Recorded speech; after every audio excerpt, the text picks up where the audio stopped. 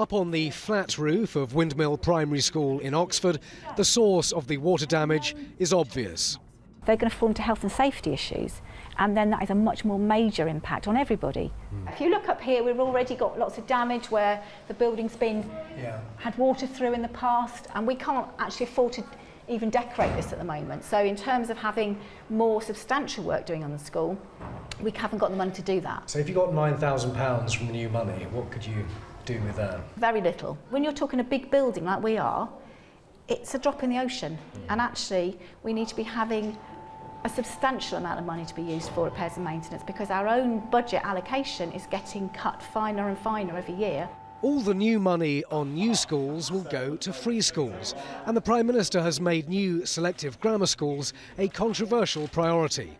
When she was asked about her spending plans, Mrs May dismissed the question. You're announcing extra investment for new schools, but why aren't you doing anything to ease the financial pressure on existing schools? Well, of course, we have protected the core schools budget, but crucially what we're announcing is £500 million of investment in schools. What this is about is ensuring that people can know that their child will have a good school place and all the opportunities that that provides for them. Children love numbers, so here we go.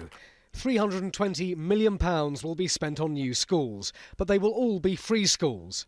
Far less will be spent on refurbishing existing schools, £216 million. Labour says it comes nowhere near to reversing the cutbacks, while the Independent National Audit Office estimates the cost of making every school satisfactory is £6.7 billion.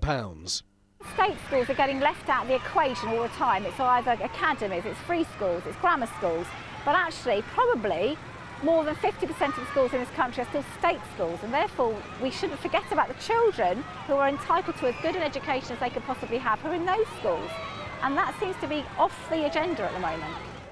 They say you should fix the roof when the sun is shining. Only one of those was happening here today. Simon Viger, 5 News, Oxford.